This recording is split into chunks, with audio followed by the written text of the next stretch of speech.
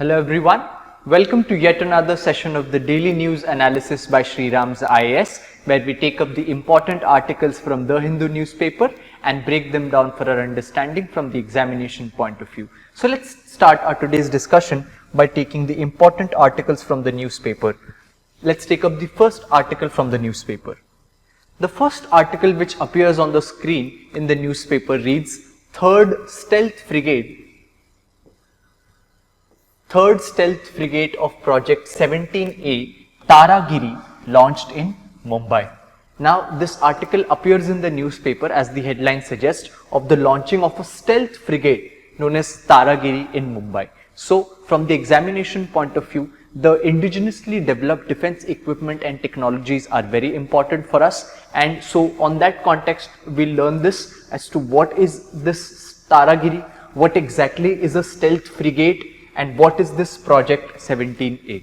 So let's take this discussion up. First of all, what is a stealth frigate? So this is the Taragiri stealth frigate which was launched. Does this mean that it is constructed? No, it was launched and the construction will begin and it will reach the seas, it will start functioning in some years. So this is the stealth, it is constructed but it is not yet functioning.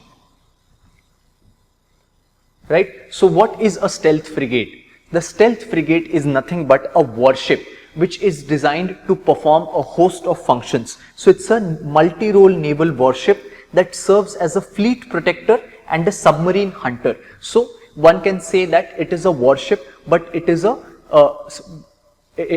a warship made for stealth purposes. So stealth purposes mean that such operations that are to be carried out stealthily or those which are not known to anyone. That is why these warships play a variety of roles in for hunting other ships, for taking out other capacities, and also have offensive capacities as well, such as launching missiles and other stuff. So therefore, a stealth frigate is an important warship, and this class of warships, the project for launching this warship is known as the Project 17A.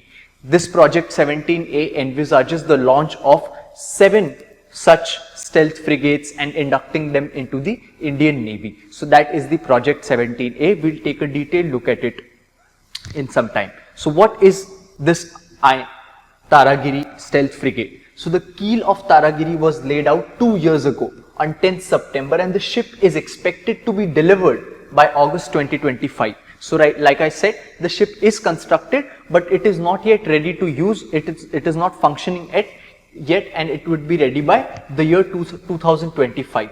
It is designed by the Indian Navy's in-house design organization, the Bureau of Naval Design. This tells us that it is the indigenously developed stealth frigate for India. Earlier also there were stealth frigates existing into the Indian Navy, but this would be the class of advanced stealth frigates which are more importantly indigenously developed as well. And Taragiri, as we can see, the name of the stealth frigate is named after a hill range in Himalayas located in Garhwal, is the 5th ship of the Project 17A frigates. So all the names that are given to these stealth frigates are named after mountain ranges. So Taragiri is the mountain range in the Garhwal Himalayas, right?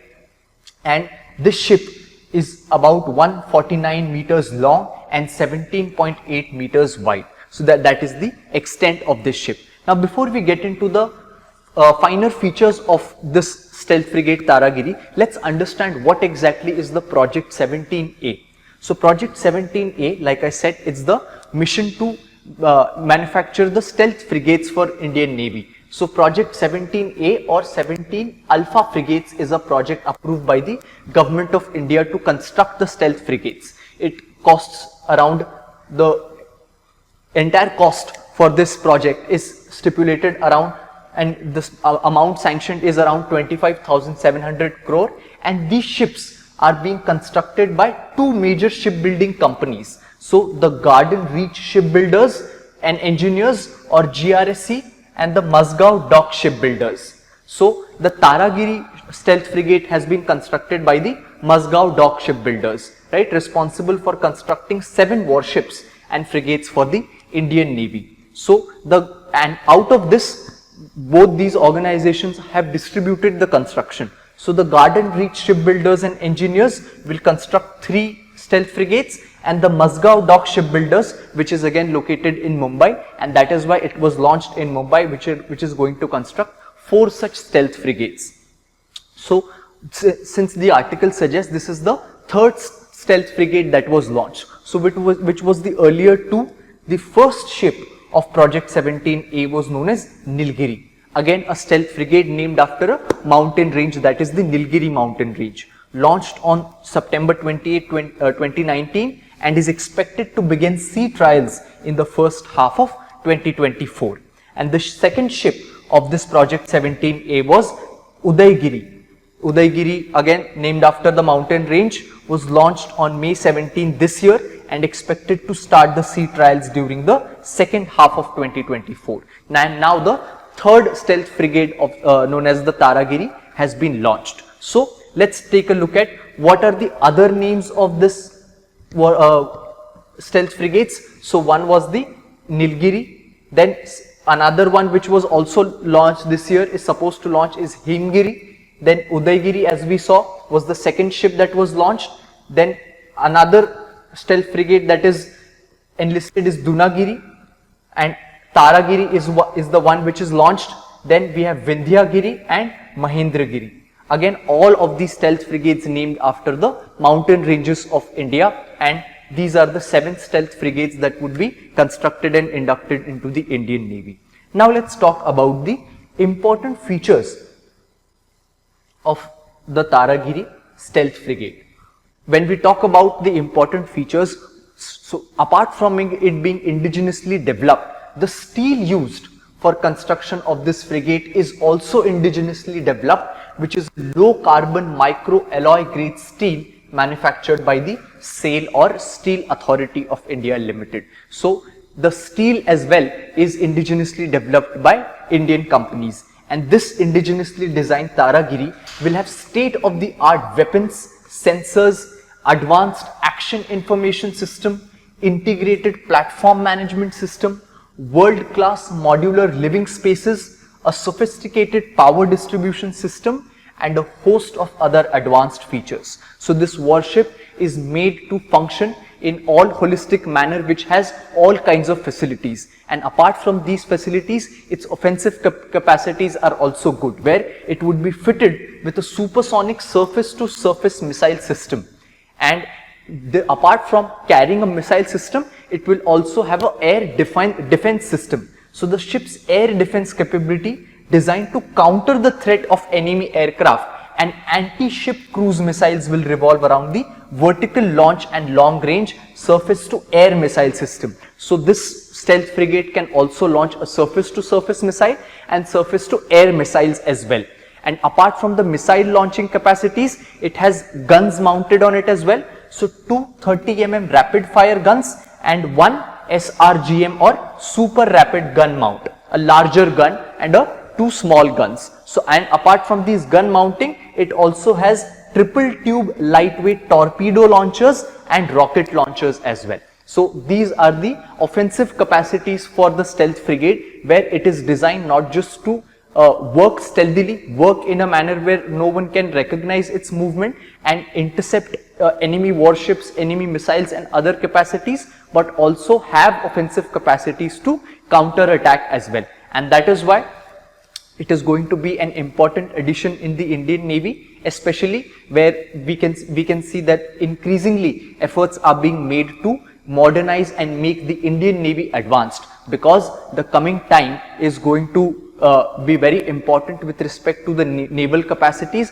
As we know, the theater of Indo-Pacific is heating up and a lot of players are entering into this region, and that is why India's capacity in terms of its naval capacities being very efficient and top of the class is very important. So this move in that direction is a sign of it. So we finish this discussion for the article over here, and with this let's move on to our next article. The next article which appears in the newspaper reads, "The tedious process of adoption." Now this particular article appears in the backdrop of the problems faced by the adoption and adoption laws and the changing of these adoption laws from time to time. So this article highlights what changes were recently made to the adoption law, and due to those recent changes what kind of problems are being faced, and with that aspect we'll also take a look at what are the laws which decide on the child adoption and regulation in the country, and what are the changes that are required in this current system.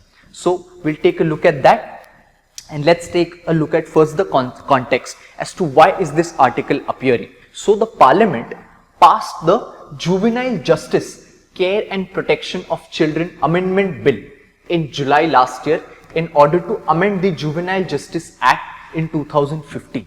So there are two acts which deal with the child adoption in the country. One is the Juvenile Justice Act, which deals with non-Hindu and other adoptions, and one is the Hindu Adoption and Maintenance Act, which deals with adoptions under the Hindu families. So these are the two laws that deal with child adoption and regulation in the country. So the Parliament, what it did, it amended this Juvenile Justice Act in 2021 via the Juvenile Justice Care and Protection of Children Amendment Bill.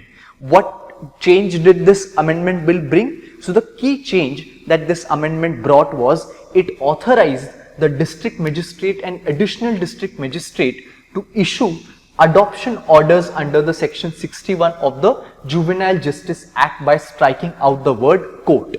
So what this essentially means that earlier, if the authority to decide which child would be able to adopt by some couple or parent would now not be decided by the court, but it would be decided by the district magistrate and the additional district magistrate. This was done because there was seen that there was a lot of pending cases in the court and the process over there was seemingly slow, and to fasten up this process, additional the changes were made and the authorities were changed to give more powers to the district magistrate and additional district magistrate in order to ensure speedy disposal of these cases and enhance accountability. So this was according to a government statement is why they did so.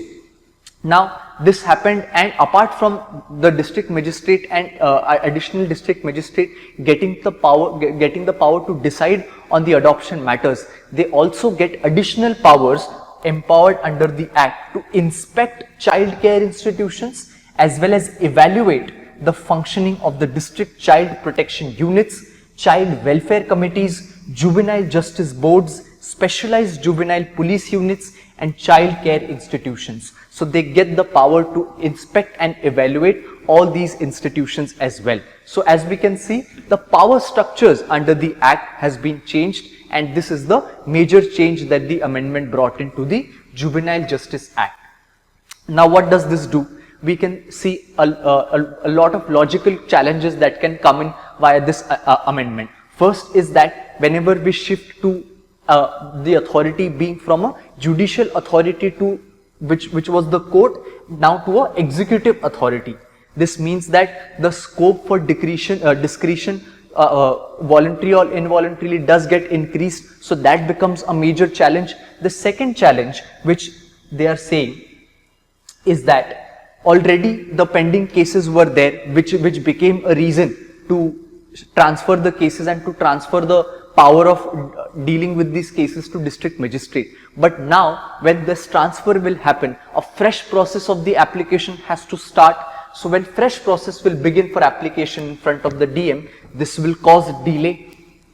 Then apart from this delay, there's a lot of confusion as well, where neither judges nor the district magistrate are aware about the change in the Juvenile Justice Act according to the author of the article, which is again leading to confusion in the system and delays. So where all of these delays are happening, which might seem to look like procedural delays, but they can have a great impact when it is connected to the relationship between the parent and the child or the future of the child, where these delay or not passing such an order or a delay in passing such an order can often mean that a child can't get admission into a school because parents don't yet have a birth certificate, the name attached to the child the process is not completed yet, so it might hamper his admission process, or parents are unable to claim health insurance also in some cases if a child is admitted to a hospital. So the delay in passing of the order, which might look like a very procedural delay to think about, can have great ramifications on the parent and children's future. That is why this delay is a grave cause of concern which the author is highlighting about the amendment. Then apart from the amendment, the body which deals with all the processes of adoption is known as the CARA, or Central Adoption and Regulation Authority.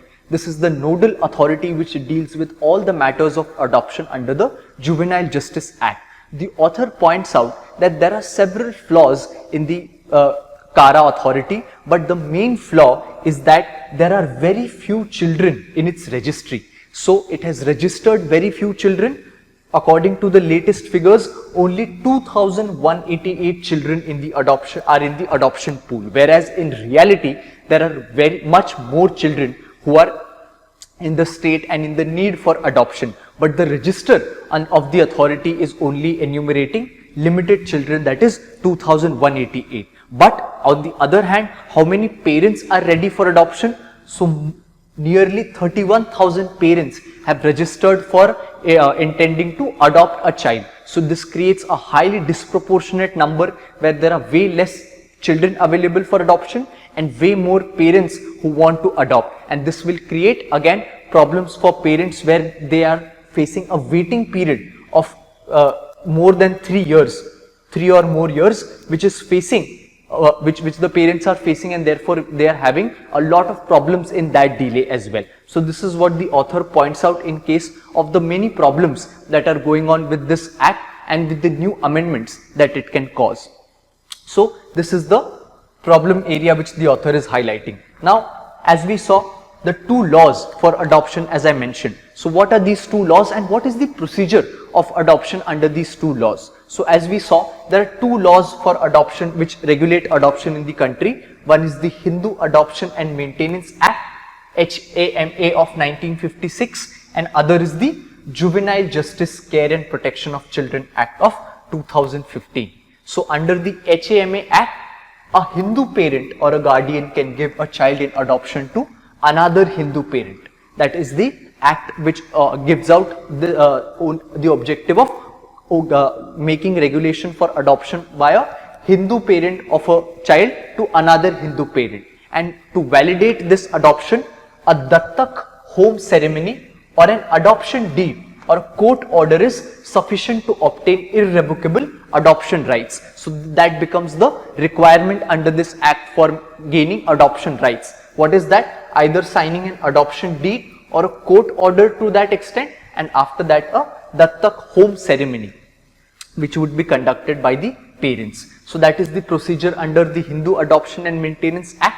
And under the Juvenile Justice Act, it is as per the government rules, Hindus, Buddhists, Jain and Sikhs are legalized to adopt kids. So it became the act which facilitated adoption for other communities as well. So what is the procedure under this act? Those applying under the act have to register on the CARA's portal, the Central Authority Adoption and Regulation Authority CARA's portal, after which a specialized adoption agency carries out a home study. So after the parents have registered on the portal, an agency or the authorities from CARA visit the parents' home and check they do a home study and prepare a report, and after it finds the candidate is eligible for adoption, a child declared legally free for adoption.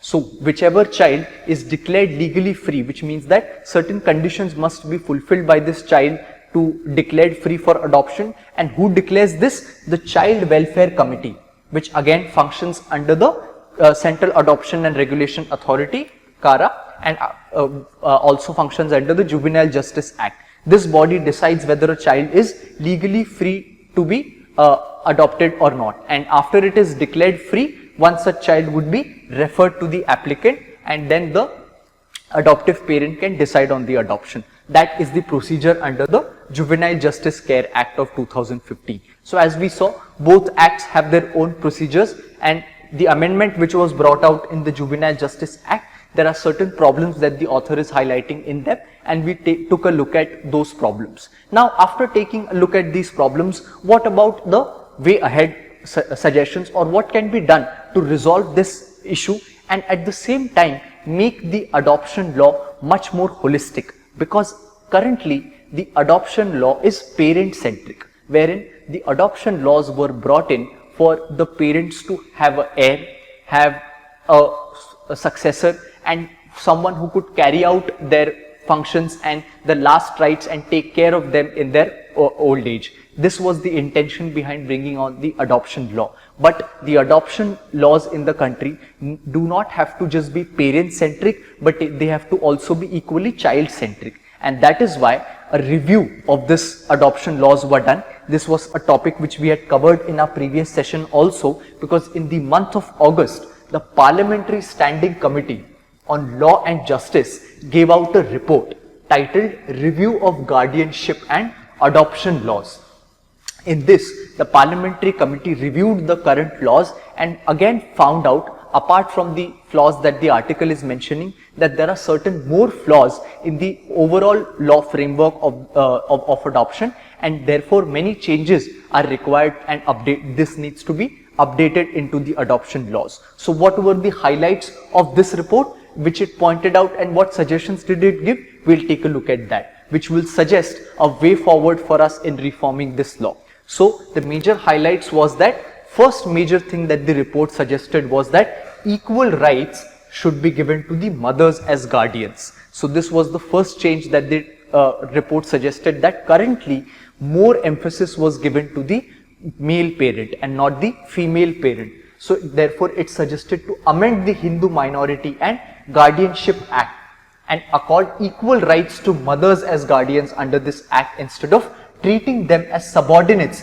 to their husband. This basically meant that after the husband died or after the husband's demise, the mother's responsibility and rights came in, which the Parliamentary Committee felt that they should not be so, and both of them should be at parity level. Then similar gender parity was shown for joint custody of the child, where in cases of a marital dispute there is a need to relook at child custody, which is typically restricted to just one parent, where mothers tend to get the preference. It says courts should be empowered to grant joint custody to both parents when such a decision is conducive to the welfare of the child. So the point of the review was to maintain gender parity in the laws, where mothers should get equal rights in guardianship also, and in the custody front, where the male parent did not get custody in a lot of cases, there should be joint custody of the child. And in case of adoption of the child, it was proposed allowing the LGBTQ community to also adopt children as well. So as we saw, one act promotes only Hindu community for adoption, it regulates adoption for that community, and the Juvenile Justice Act takes care of other communities. But the LGBTQ community should also be enabled to adopt kids, and this is what the reform which the report suggested. And other is omit the word illegitimate child. So there's a mention of illegitimate child in the act, which with reference to a child born out of wedlock, and the committee recommended that the word illegitimate should be omitted, as no child is illegitimate and the law should be the same for all children, whether born within or out of the wedlock. These were the changes that the committee suggested, which should be reviewed, and consequent changes should be updated into the guardianship and adoption laws according to this report. So this tells us that there is a way forward for these laws, and on these grounds, where the law should be more child centric than the parent centric, which should have gender parity where both parents have equal rights, and apart from gender, the other genders, the LGBTQ community should also have rights to adopt kids. So this is the discussion with respect to this article, and with this let's move on to our next article for the day. The next article which appears in the newspaper reads, Adopt a TB Patient Drive Finds Mitras. Now this particular article is an interesting article which appears in the newspaper, because this highlights the concept of good governance, or the role of civil society, as we say. So in our concept of when we study polity, we study the concepts of good governance, right? Good governance is something where the government the private and the civil society work together, right?